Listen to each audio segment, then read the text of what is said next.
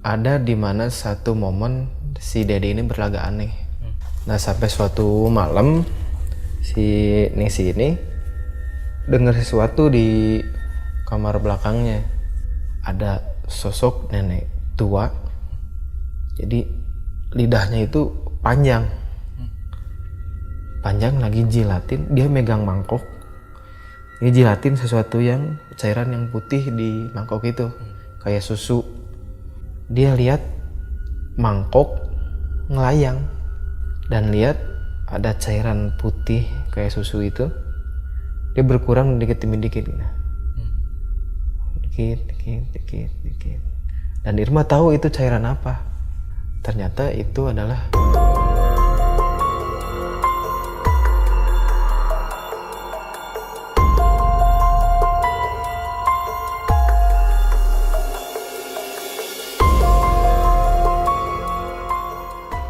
Assalamualaikum sahabat horor. Selamat datang di podcast Horor Demit. Kembali lagi di segmen Nyari Mamat, nyarita horor malam Jumat. Di episode kali ini kami akan membawakan cerita yang diadaptasi dari kisah nyata terkait ilmu pelet. Dukung channel ini dengan cara subscribe, like, komen, dan share sesuka kalian agar kami dapat terus berkarya. Bagaimana cerita selengkapnya? Saksikan video ini sampai selesai. Pasang headset kalian, matikan lampunya, pastikan kalian sedang sendirian. Selamat mendengarkan.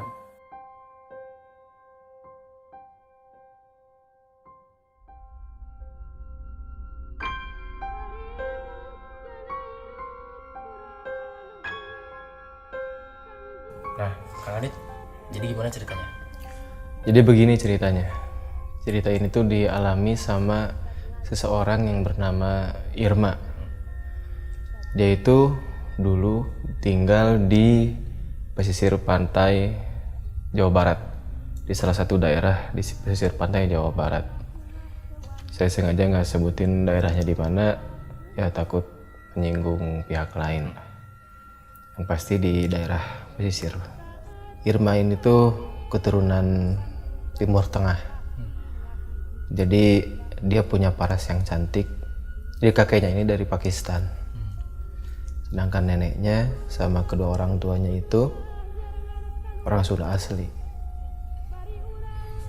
Ayahnya ini nelayan. Ibunya buruh jahit di daerah itu. Ayahnya namanya Pak Oman, ibunya namanya Bulia.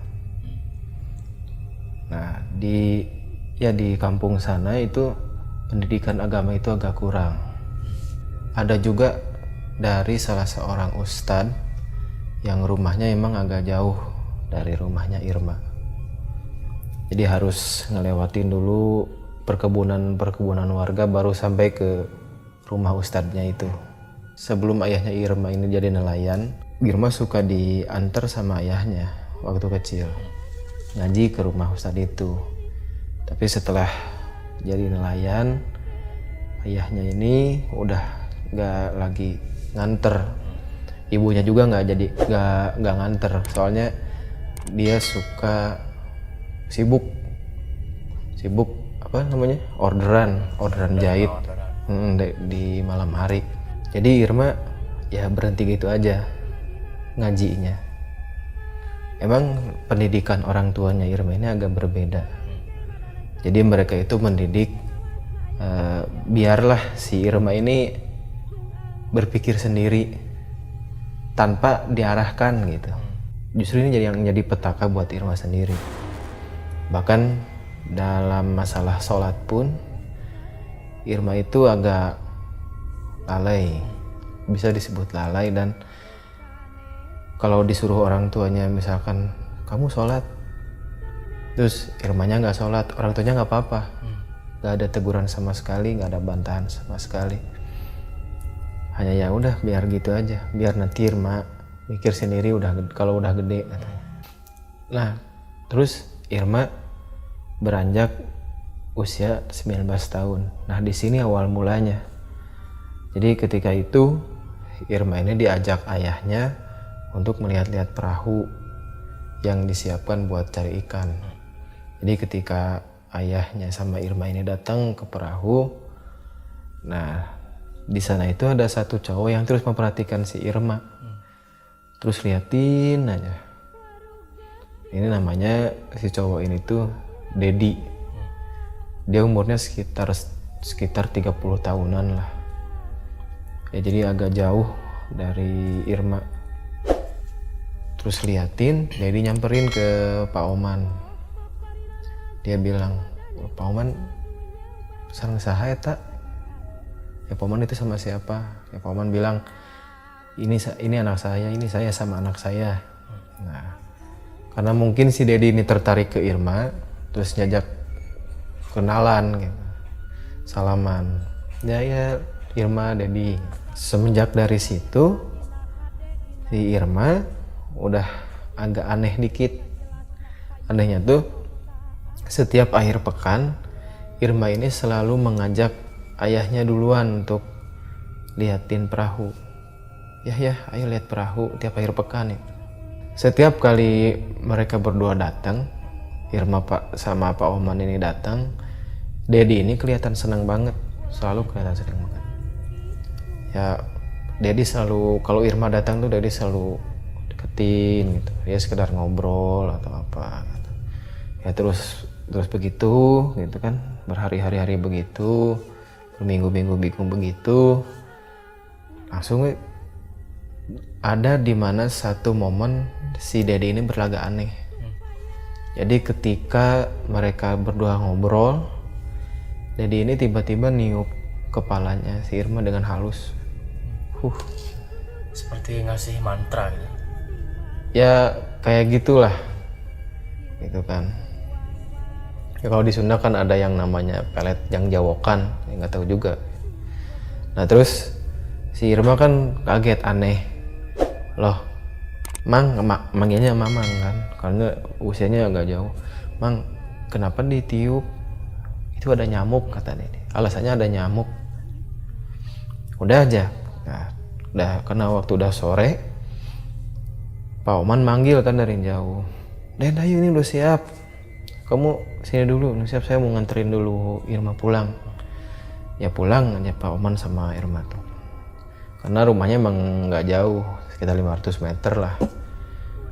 Nah, Irma ini di perjalanan selalu bilang, Pak, Mang Dedi bagernya. Pak, Mang Dedi baik ya. Selalu memuji-muji Dedi, Irma selama di perjalanan itu. Ya Pak Oman selalu mengangguk aja, iyalah. Nah, udah sore masuk malam, si Irma terus terbayang-bayang sosok Dedi. Sampai-sampai dia ketika tidur mimpiin tuh si Dedi. Jadi dalam mimpinya itu Dedi itu pakai setelan jas hitam, dan di sampingnya itu Irma sendiri pakai setelan dress putih khas pengantin. Jadi Irma ngimpi mereka itu menikah, dan gak cuma sekali 2 kali, 7 hari berturut-turut Irma mimpi itu terus setiap malam. Nah Irma ceritakan ke orang tuanya, ke bapak sama ibunya, Pak, Mah, ya Irma sering mimpiin Mang Dedi begini. Orang tuanya ya bapak sama ibunya kaget kan, loh kok 7 hari berturut-turut, ini pasti ada kejanggalan nih. Karena orang tuanya ini punya kepercayaan kalau ada mimpi yang sama datangnya lebih dari 3 hari, itu pasti ada sesuatu lah. Entah apapun itu pasti ada sesuatunya. Mereka berusaha menyadarkan si Irma, siapa tahu kamu tuh dipelet loh. Tapi Irma bilang, enggak, maaf Pak, enggak. Irma senang aja sama Mang Dedi, Irma suka sama Mang Dedi, katanya gitu. Yang menyadari hal itu mungkin ketika besoknya itu mau mencari ikan ke perahu lagi, Pak Oman lagi beberes perahu, Dedi terus datang kan. Nah Pak Oman agak kesel tuh, nyamperin si Dedi, ya klarifikasi lah. Dad, kamu melet anak saya ya? Jadi nggak ngaku. Dari mana meletnya? Nggak mungkin. Kalaupun ya diceritain lah, Irma itu udah mimpiin kamu sama 7 hari berturut-turut kan. Ya Daddy bilang ya kalau itu mimpiin saya ya mungkin dia emang kepikiran saya terus, dan saya juga emang punya rasa sama Irma. Begitu Daddy bilang. Mendengar itu si Pak Oman terbujuk gitu. Jadi mendadak mendengar hal itu tuh Pak Oman teh langsung, oh ya udah, langsung biasa menerima gitu. Singkat cerita, akhirnya si Daddy sama Irma ini nikah, sama Bu Irma muda ini menikah. Terus ya mereka pisah rumah dari orang tuanya Irma ke kontrakan yang baru.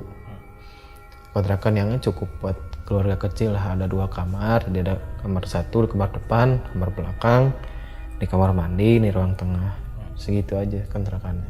Nah ketika mereka pindahan, Daddy ini bawa 1 buntelan kain hitam.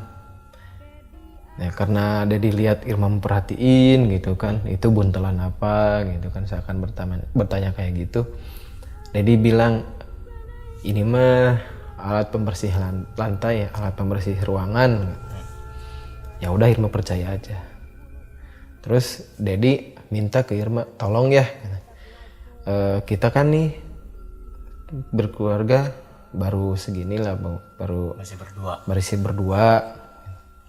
Jadi kita cuma butuh kamar 1, kita pakai yang depan aja. Sementara yang belakang itu udah kosongin aja, kunci aja.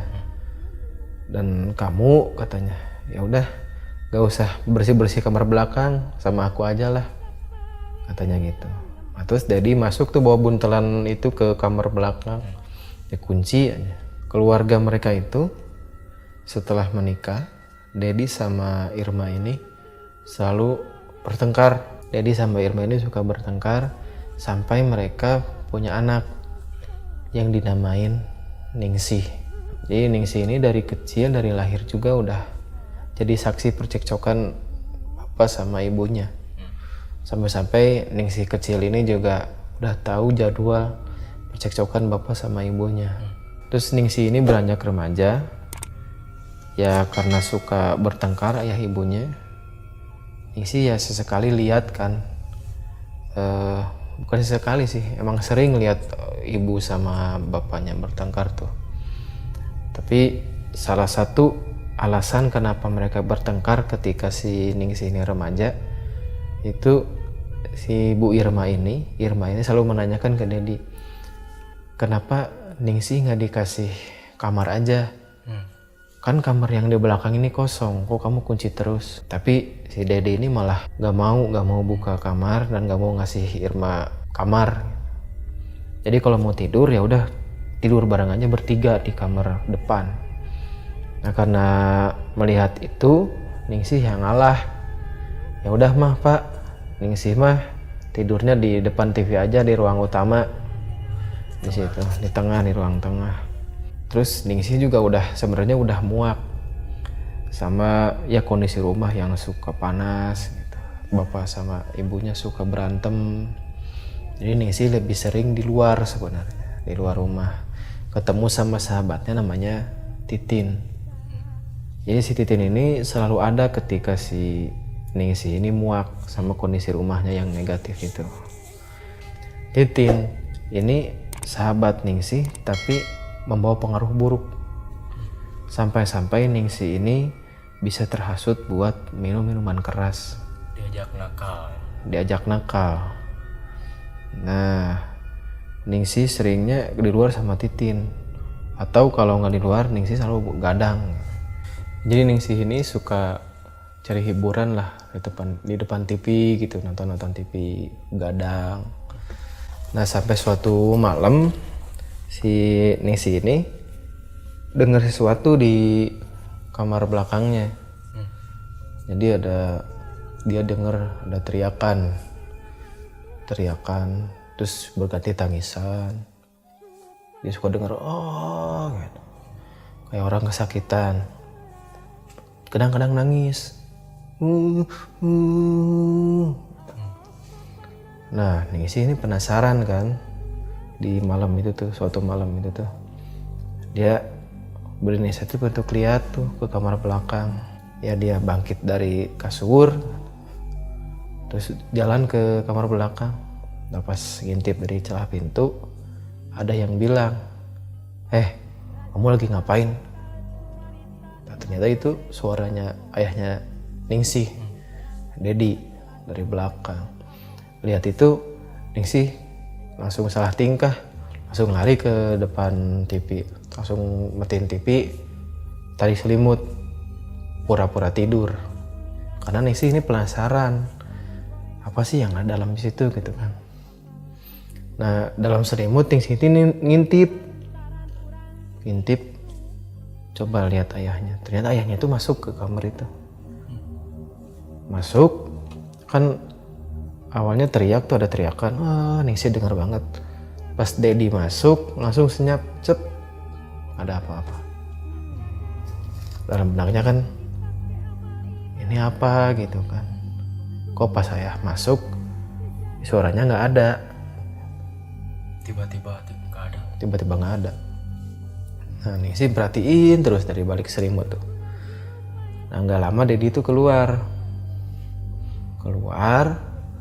kunci pintu kamarnya, balik lagi ke kamar depan buat tidur.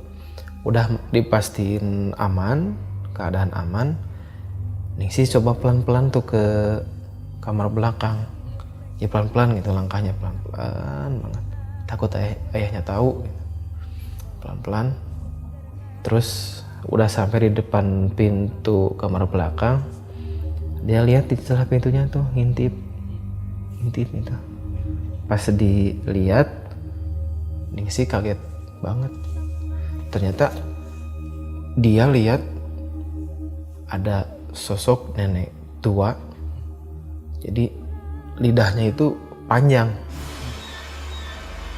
lagi jilatin. Dia megang mangkok, dia jilatin sesuatu yang cairan yang putih di mangkok itu, kayak susu.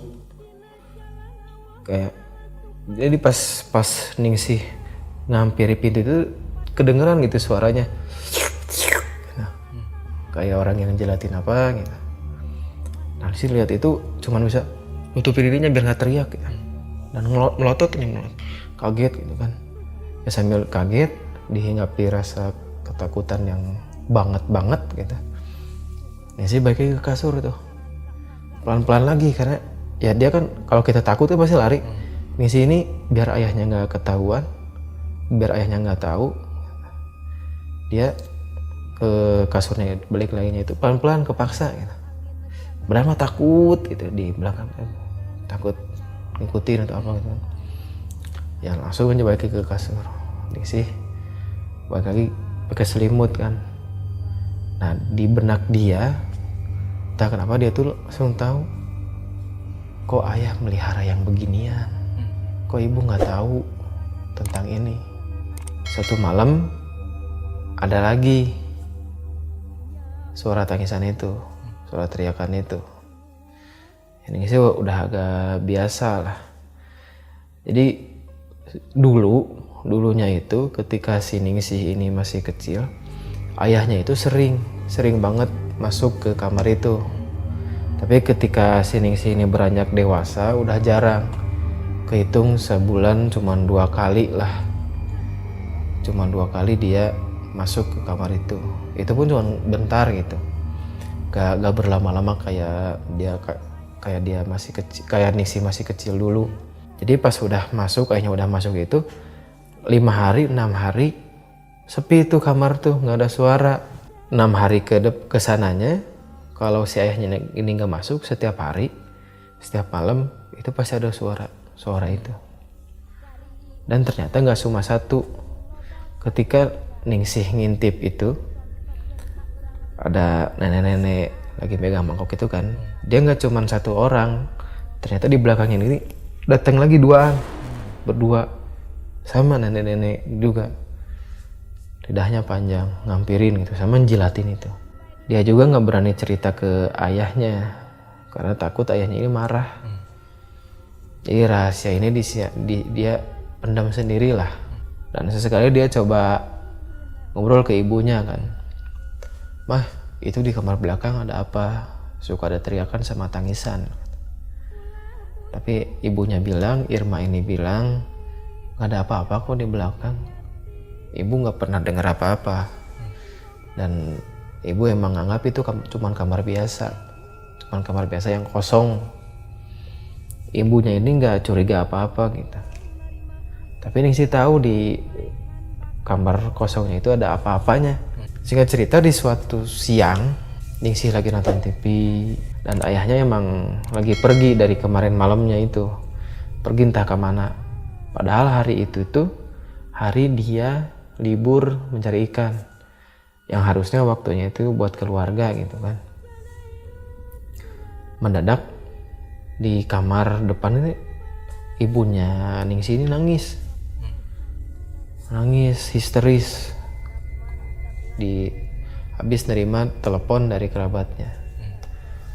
Ningsih kaget kan, langsung ngampirin ibunya. Bu kenapa bu? Ya sambil nutup telepon sambil nangis, ibunya bilang, ayahmu nikah lagi. Jadi ya Bu Irma nggak nutupin hal ini ke Ningsih, karena dia beranggapan kalau Ningsih ini harus semestinya tahu. Ningsih jadi kesal lah, ada kekesalan ke ayahnya. Malam itu Dedi emang nggak pulang, ayahnya Ningsih emang nggak pulang. Nah karena mumpung nggak ada ayahnya, Ningsih ini meyakinkan ibunya, bu, ayo kita ke kamar belakang yuk, kita lihat ada apa. Ya karena Bu Irma ini melihat Ningsih yakin, begitu yakinnya dia coba nurut, dia menghargai anaknya kan. Nurut ke kamar belakang. Coba bu, intip katanya di celah pintu. Ya Irma nurut aja. Pasti intip itu sama Irma. Dia lihat mangkok ngelayang. Ngelayangnya seginilah. Dan lihat ada cairan putih kayak susu itu. Dia berkurang dikit demi dikit gitu. Dikit. Dan Irma tahu itu cairan apa. Ternyata itu adalah air mani. Air maninya si Dedi pasti. Irma langsung tuh di sana. Siapa tahu kunci ini kamar ketinggalan. Nah, Dedi kan lagi nggak ada. Masuk lagi ke kamar depan. Cari kuncinya. Ketemu di saku jaketnya ternyata. Emang si Dedi ini lupa. Kebetulan lupa, diambil kuncinya, balik lagi ke kamar belakang, dibuka tuh kuncinya pelan-pelan, kelak, nah udah kebuka nih, langsung cepet, kubret, lihat seketika si mangkoknya langsung jatuh, kelak. Ternyata di kamarnya itu cuma ada lemari gede itu di pojok. Ada permadani di tengah ruangan. Yang di atas permadaninya itu ada kayak keris, pusaka-pusaka lain gitu. Nah si mangkok ini tuh nggak jauh dari permadani itu. Yang dilihat Ningsih beda. Pas dibuka sama ibunya, pintunya dibuka, Ningsih itu lihat si 3 sosok tadi itu lari ke lemari. Nah, pas ketika dibuka pintunya itu sama Irma mendadak pusing dan jatuh gitu. Jatuh pasti posisi di bawah. Seketika dia ngerasain rasa cintanya ke Dedi ini hilang. Seketika langsung nggak ada rasa cinta sama sekali. Dan nggak tahu kenapa Irma ini punya anggapan bahwa Dedi ini mengaret saya. Dan dia bela-belain ngosongin ini kamar selama bertahun-tahun cuma untuk memelihara jin untuk ilmu peletnya. Katanya begitu. Dia punya anggapan gitu. Ya Irma cuman bisa pasrah aja kan. Dia tutup lagi pintu kamarnya, kunci lagi. Kuncinya simpan lagi ke jaket. Beberapa hari dari sana setelah kejadian memergoki itu, Dedi pulang. Ya kalau dari jalan itu kelihatan kalau Sunannya mah ada dari dugaan gitu kan. Keadaan marah sampai pintu kamar dia dobrak pintunya sambil teriak, siapa yang beberapa malam lalu buka pintu kamar belakang? Ya, dengan santai Irma bilang, saya, sambil keluar dari kamar. Saya, kata. Ya cekcok aja lagi di sana, di depan si Ningsih. Ningsih kan masih kesel ke bapaknya gitu kan. Dan Ningsih kaget ketika Irma menggugat cerai suaminya. Terkejut, perasaan sedih bercampur aduk lah ketika itu. Ya Irma alasannya dia nggak mau dimadu karena dia tahu dari telepon dari kerabatnya nggak mau dimadu dan dia udah nggak cinta lagi.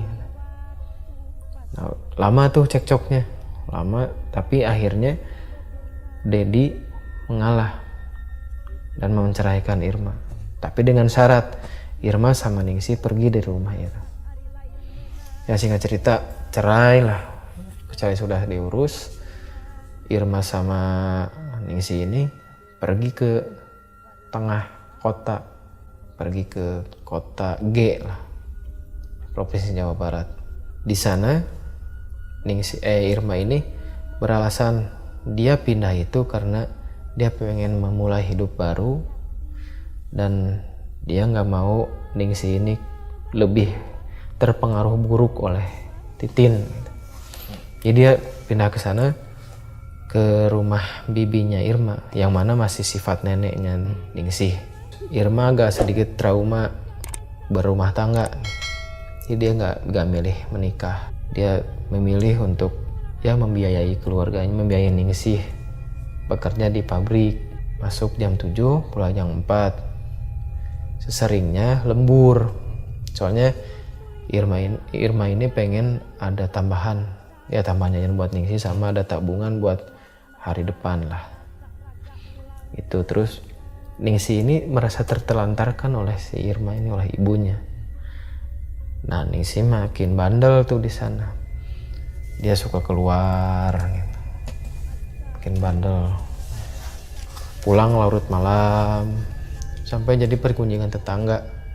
Nah kabar miring Ningsih ini sampai ke telinga pemuda lulusan pesantren, namanya Zainal.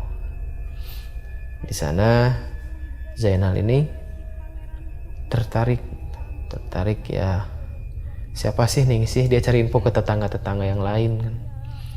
Nah setelah melihat sosok Ningsih, karena memang punya keturunan Timur Tengah tadi, jadi Zainal ada ketertarikan tersendiri gitu. Parasnya cantik. Lihat Ningsih, jadi dia berniat untuk menikahinya.